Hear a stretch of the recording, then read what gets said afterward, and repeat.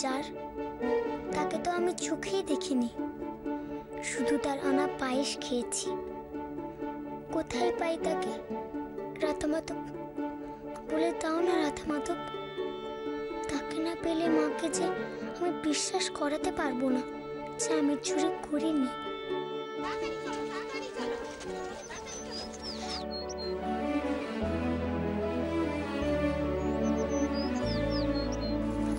তোমরা সবাই কোথায় যাচ্ছ গো?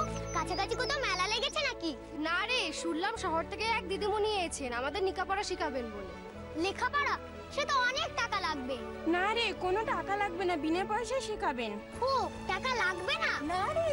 তাহলে আমিও শিখবো। তাহলে চলে আয় আমাদের সাথে। কোথায় শেখাচ্ছে গো? ওই পাশে ওই বাগান বাড়িতে। ও, বাগান বাড়িতে? চল চল চল চল চল চল।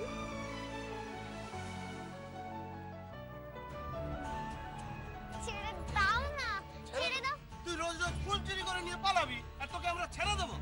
এই রে, ওই বাগান বাড়িতে গেলে যদি দারোয়ান কাকা আমার আবার আটকে রাখে, কি করবো আমি?